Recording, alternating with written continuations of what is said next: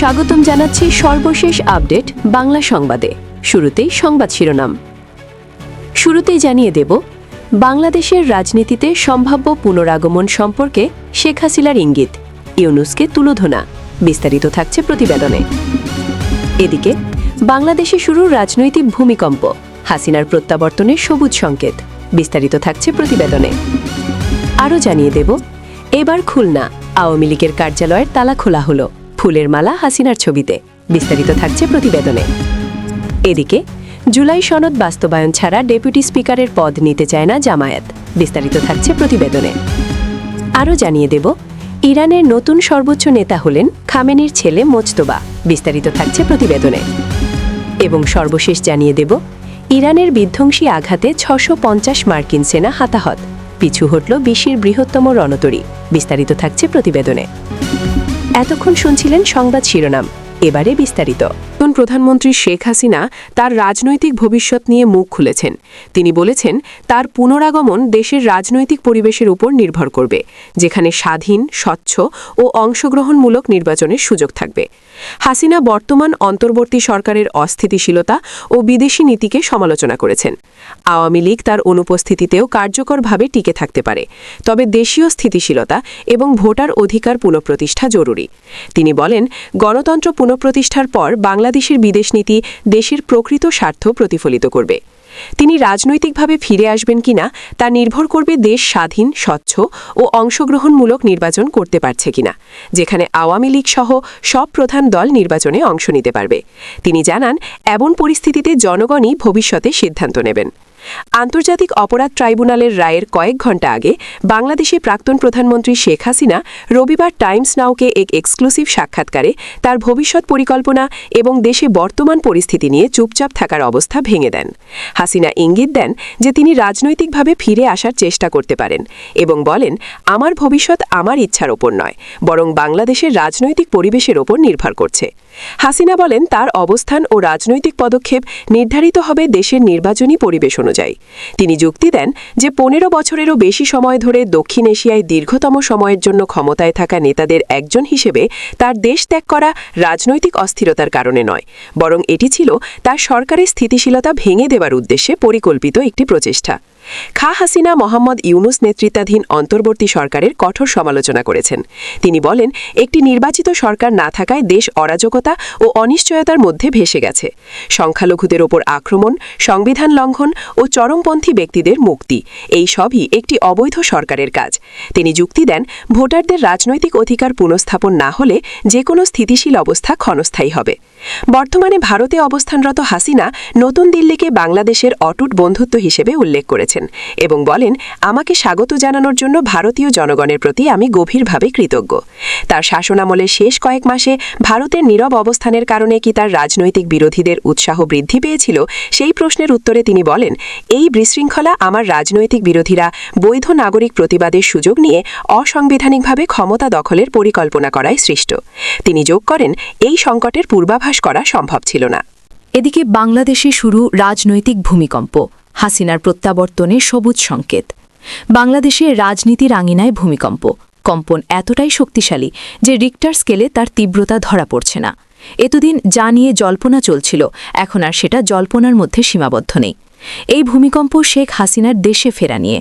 সম্প্রতি বঙ্গবন্ধু কন্যা দলের ওয়ার্কিং কমিটির বৈঠক করেন।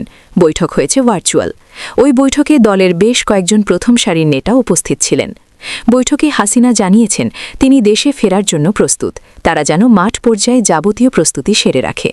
খুব স্বাভাবিকভাবেই বাংলাদেশের রাজনীতিতে এই নিয়ে রীতিমতো শোরগোল পড়ে গিয়েছে। মোহাম্মদ ইউনূসের আমলে বাংলাদেশের ওপর নিষেধাজ্ঞা আরোপ করা হয়। তারা নির্বাচনে অংশ নিতে পারেনি। নির্বাচন হয়েছে একতরফা। শেখ হাসিনার বিরুদ্ধে একতরফা মামলা চালিয়ে তাকে মৃত্যুদণ্ডে দণ্ডিত করে। নির্বাচনের পর ইউনূস জমানার অবসান ঘটেছে। এখন প্রশ্ন উঠছে, শেখ হাসিনা বাংলাদেশে ফিরে গেলে তার বিরুদ্ধে আন্তর্জাতিক আদালতের দেওয়া রায় কি তারেক সরকার কার্যকর করবে? পাড়াবদলের বাংলাদেশে আওয়ামী লীগের ওপরে থাকা নিষেধাজ্ঞা কতটা কার্যকর হচ্ছে? কিসের ভিত্তিতে শেখ হাসিনা বাংলাদেশে ফিরে যাওয়ার কথা বলছেন? তবে কি তিনি নতুন কোনো কৌশল নিতে চাইছেন? হাসিনার পরিকল্পনাই বাকি। শেখ হাসিনা দেশে ফিরলে কি নতুন করে বাংলাদেশ অশান্ত হতে পারে? 2024 সালের গণ অভ্যুত্থানের জেরে শেখ হাসিনা বাংলাদেশ ছেড়ে ভারতে আশ্রয় নিতে বাধ্য হন। তখন থেকেই তিনি ভারতে রয়েছেন। ইউনূসের আমলে হাসিনার প্রত্যর্পণ চেয়ে একাধিকবার দিল্লিকে তদবির করা হয়, কিন্তু ঢাকার সেই প্রস্তাবের জবাবে দিল্লি শুধু বলেছিল প্রস্তাব চিন্তাভাবনা করছে। বাংলাদেশে পালাবদলের পর যে প্রশ্নটি নিয়ে এখন সবথেকে বেশি আলোচনা হচ্ছে তা হল আওয়ামী লীগের ভবিষ্যৎ। প্রধানমন্ত্রী তারেক রহমান একাধিকবার দাবি করেছেন যে তিনি কোনো রাজনৈতিক দলকে নিষিদ্ধ ঘোষণার পক্ষপাতী নন। তিনি কোনো রাজনৈতিক দলের কর্মসূচি নিষিদ্ধ ঘোষণা করার পক্ষপাতী নন। হাসিনার আমলে এই বিএনপিকে দীর্ঘদিন নিষিদ্ধ ঘোষণা করা হয়েছিল। তারেক রহমান সেই পথে হাঁটবেন কিনা সেই প্রশ্ন এখন ঘোরাঘুরি করছে। যে ভারতবিরোধী শক্তি আওয়ামী লীগকে নিষিদ্ধ ঘোষণা করেছিল তার নেপথ্যে জামাতের একটা বড় ভূমিকা ছিল। বাংলাদেশে জামায়াত বহু এলাকায় নিজেদের শক্তি বাড়িয়েছে। তারা এখন জাতীয় সংসদের প্রধান বিরোধী দল। রাজনৈতিক বিশ্লেষকদের মতে আওয়ামী লীগ প্রসঙ্গে তারেকের অবস্থানের ওপর ভারতের সঙ্গে তার সরকারের সম্পর্ক অনেকাংশে নির্ভর করে। আরও জানিয়ে দেব, এবার খুলনায় আওয়ামী লীগের কার্যালয়ের তালা খোলা হল ফুলের মালা হাসিনার ছবিতে। বাংলাদেশের খুলনায় সেদেশের জাতীয় পতাকা উত্তোলন করা হল আওয়ামী লীগের কার্যালয়ে। ফুলের মালা দেওয়া হল বঙ্গবন্ধু শেখ মুজিবুর রহমান এবং প্রাক্তন প্রধানমন্ত্রী শেখ হাসিনার ছবিতে। উঠল জয় বাংলা স্লোগানও। বাংলাদেশে এখনও আওয়ামী লীগের রাজনৈতিক কার্যক্রম নিষিদ্ধ।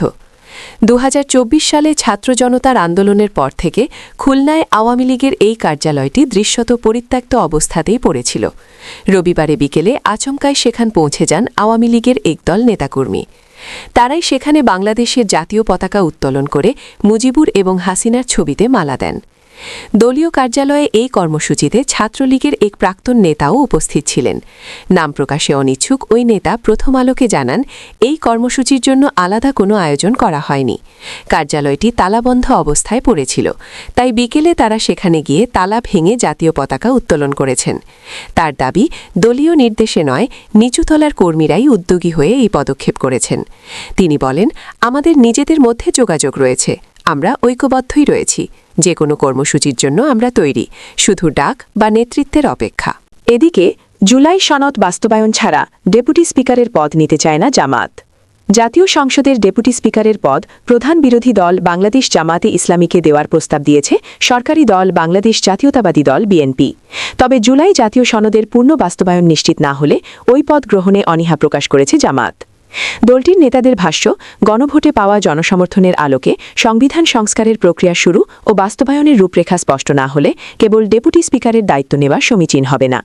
গত শনিবার রাজধানীর চীন মৈত্রী সম্মেলন কেন্দ্রে আয়োজিত ইফতার অনুষ্ঠানের পর অনানুষ্ঠানিক আলোচনায় এই অবস্থানের কথা সরকার প্রধান ও বিএনপি চেয়ারম্যান তারেক রহমানকে জানান বিরোধী দলীয় নেতা ডাক্তার শফিকুর রহমান। এমনটাই জানিয়েছে বৈঠক সংশ্লিষ্ট সূত্র। জানা গেছে, ওই আলোচনায় সরকারি পক্ষ থেকে বলা হয়, জুলাই সনদের প্রতিশ্রুতি অনুযায়ী সংসদের ডেপুটি স্পিকার বিরোধী দল থেকে নির্বাচিত করতে চায় বিএনপি। আগামী 12 মার্চ প্রথম অধিবেশনে স্পিকার নির্বাচনের পরপরই ডেপুটি স্পিকার নির্বাচন সম্পন্ন করার পরিকল্পনার কথাও জানানো হয়। বিরোধী দল যাকে মনোনয়ন দেবে 2/3 সংখ্যাগরিষ্ঠতা থাকা সরকারি দল তাকে সমর্থন দেবে বলেও প্রস্তাব করা হয়। তবে জবাবে জামায়াতের পক্ষ থেকে জানানো হয়, বিষয়টিকে তারা বিচ্ছিন্নভাবে দেখছে না। গণভোটের ফল অনুসারে জুলাই সনদের প্রস্তাবগুলো বাস্তবায়ন, বিশেষ করে সংবিধান সংস্কার পরিষদ গঠন ও এর কার্যক্রম স্পষ্ট হওয়া জরুরি। কেবল একটি পদ গ্রহণ করলে মূল সংস্কার প্রক্রিয়া আড়ালে পড়ে যেতে পারে এমন আশঙ্কাও প্রকাশ করা হয়। ওই বৈঠকে বিএনপির স্থায়ী কমিটির সদস্য সালাউদ্দিন আহমেদ, ড মঈন খান ও মির্জা আব্বাস সহ শীর্ষ নেতারা উপস্থিত ছিলেন। জামায়াতের পক্ষ থেকে নয়েবে আমির, এটিএম আজহারুল ইসলাম, ডাক্তার সৈয়দ আবদুল্লাহ মোতাহের, সহকারী সেক্রেটারি জেনারেল হামিদুর রহমান আজাদ প্রমুখ অংশ নেন। এরই মধ্যে স্বরাষ্ট্রমন্ত্রী সালাউদ্দুল আহমেদ সাংবাদিকদের বলেন, ত্রয়োদশ জাতীয় সংসদে ডেপুটি স্পিকারের পদটি প্রধান বিরোধী দলকে দেওয়ার আনুষ্ঠানিক প্রস্তাব করা হয়েছে। জুলাই সনদের রাজনৈতিক সমঝোতাকে সম্মান জানিয়ে এই উদ্যোগ নেওয়া হয়েছে বলেও তিনি উল্লেখ করেন। তার ভাষায়, সরকার চায় স্পিকার নির্বাচনের দিনই ডেপুটি স্পিকারও নির্বাচিত হোক এবং সেজন্য বিরোধী দলকে নাম চূড়ান্ত করতে বলা হয়েছে। আরও জানিয়ে দেব, ইরানের নতুন সর্বোচ্চ নেতা হলেন খামেনির ছেলে মোজতাবা। ইরানের নতুন সুপ্রিম লিডার হিসেবে দায়িত্ব গ্রহণ করেছেন প্রয়াত নেতা আয়াতুল্লাহ আলী খামেনির ছেলে মোজতাবা খামেনি। বিপ্লবী গার্ড বাহিনীর আইআরজিসির প্রভাব ও চাপে অ্যাসেম্বলি অফ এক্সপার্টস তাকে এই পদে নির্বাচিত করেছে। দীর্ঘ সময় ধরে পর্দার আড়ালে থেকে ইরানের ক্ষমতার কেন্দ্রবিন্দুতে সক্রিয় থাকা মোজতাবা খামেনি এখন দেশটির সর্বোচ্চ রাষ্ট্রীয় ও ধর্মীয় প্রধান। 1969 সালের 8 সেপ্টেম্বর ইরানের মাশহাদ শহরে একটি ধর্মীয় পরিবারে জন্ম নেওয়া মোজতাবা ইরানের দ্বিতীয় সর্বোচ্চ নেতা আলী খামেনির ছেলে। 1987 সালে মাধ্যমিক শিক্ষা শেষ করার পরপরই তিনি ইসলামী বিপ্লবী গার্ড বাহিনীতে আইআরজিসিতে যোগ দেন এবং ইরান ইরাক যুদ্ধের শেষ পর্যায়ে অংশগ্রহণ করেন। 90-এর দশকের শেষের দিকে তিনি কোম শহরের সেমিনারিতে উচ্চতর ধর্মীয় শিক্ষা গ্রহণ করেন এবং সেখানে শিক্ষকতাও করেন। মোজতাবা খামেনি মূলত অফিস অব দ্য সুপ্রিম লিডারের একজন প্রভাবশালী নিয়ন্ত্রক হিসেবে পরিচিত। বাবার দপ্তরে কাজ করার সুবাদে তিনি সামরিক ও রাজনৈতিক ক্ষেত্রে শক্তিশালী যোগাযোগ গড়ে তোলেন। তাকে ইরানের ক্ষমতার অন্যতম কারিগর, পাওয়ার ব্রোকার হিসেবে গণ্য করা হতো। তবে তার এই ক্ষমতা আরোহণের বিষয়টি বিতর্কহীন ছিল না। 2005 ও 2009 সালের নির্বাচনে মাহমুদ আহমাদিনেজাদের বিজয়ে নেপথ্যে থেকে ভূমিকা রাখার অভিযোগ রয়েছে তার বিরুদ্ধে। এছাড়া 2009 সালের নির্বাচন পরবর্তী আন্দোলন এবং 2022 সালে জিনা মাহসা আমিনীর মৃত্যুর পর দেশব্যাপী চলা বিক্ষোভ দমনে নিরাপত্তা বাহিনীকে কঠোরভাবে পরিচালনার ক্ষেত্রে তার সরাসরি সম্পৃক্ততার কথা বিভিন্ন সময়ে গণমাধ্যমে উঠে এসেছে। 2022 সালের আগস্ট মাসে কোম সেমিনারের সাথে সংশ্লিষ্ট একটি মাধ্যম তাকে আয়াতুল্লাহ উপাধিতে ভূষিত করে। একজন ধর্মীয় নেতা হিসেবে যে ধরনের উচ্চতর পাণ্ডিত্য ও গ্রহণযোগ্যতার প্রয়োজন হয় তা না থাকা সত্ত্বেও এই উপাধি ব্যবহার তার উত্তরসূরি হওয়ার পূর্বপ্রস্তুতি হিসেবেই বিবেচিত হয়েছিল। এদিকে ইরানের বিধ্বংসী আঘাতে 650 মার্কিন সেনা হতাহত, পিছু হটল বিশ্বের বৃহত্তম রণতরী। মধ্যপ্রাচ্য জুড়ে মার্কিন সামরিক উপস্থিতির ওপর নজিরবিহীন হামলা চালিয়েছে ইরানের ইসলামিক বিপ্লবী গার্ড বাহিনী আইআরজিসি। তেহরানের দাবি, অপারেশন ট্রু প্রমিস 4 অভিযানের মাত্র প্রথম 2 দিনেই 650 জনেরও বেশি মার্কিন সামরিক কর্মকর্তা ও সদস্য হতাহত হয়েছেন। ইরানের এই প্রবল আক্রমণের মুখে কৌশলগত পিছু হটতে বাধ্য হয়েছে মার্কিন বিমানবাহী রণতরী ইউএসএস আব্রাহাম লিঙ্কন। আইআরজিসির মুখপাত্র ব্রিগেডিয়ার জেনারেল আলী মুহাম্মদ নাইনি এক বিবৃতিকে জানান, বাহরাইনে অবস্থিত মার্কিন নৌবাহিনীর 5ম নৌবহরের সদর দপ্তর এবং বিভিন্ন যুদ্ধজাহাজে নিখুঁতভাবে ক্ষেপণাস্ত্র ও ড্রোন হামলা চালানো হয়েছে। বিশেষ করে বাহরাইনের একটি মার্কিন ঘাঁটিতে চালানো হামলায় একযোগে 160 জন মার্কিন সদস্য হতাহত হন। এছাড়া ইরানি নৌবাহিনীর মিসাইল হামলায় মারাত্মকভাবে ক্ষতিগ্রস্ত হয়েছে মার্কিন নৌবাহিনীর অত্যাধুনিক এমএসটি কম্ব্যাট সাপোর্ট জাহাজ। সবচেয়ে চাঞ্চল্যকর তথ্যটি এসেছে মার্কিন রণতরী ইউএসএস আব্রাহাম লিঙ্কন নিয়ে। চাবাহার উপকূল থেকে 250 থেকে 300 কিলোমিটার দূরে অবস্থিত এই রণতরীকে লক্ষ্য করে 4টি ক্রুজ ক্ষেপণাস্ত্র নিক্ষেপ করে ইরান। নাইনির দাবি, এই ভয়াবহ হামলার পর রণতরীটি ইরানের উপকূলীয় জলসীমা ত্যাগ করে ভারত মহাসাগরের দক্ষিণ পূর্ব দিকে পালিয়ে যেতে বাধ্য হয়। বিবৃতিতে আরও বলা হয়েছে, পেন্টাগন ক্ষতির সেই চিত্র গোপন করার চেষ্টা করলেও ইরানের গোয়েন্দা এবং যুদ্ধক্ষেত্রের তথ্য এই বিপুল সংখ্যক হতাহতের বিষয়টি নিশ্চিত করেছে। ইসরায়েল ও যুক্তরাষ্ট্রের সাম্প্রতিক আগ্রাসনের দাঁতভাঙা জবাব দিতে ইরান এই বিশাল সামরিক অভিযান শুরু করেছে বলে সাফ জানিয়ে দিয়েছে আইআরজিসি।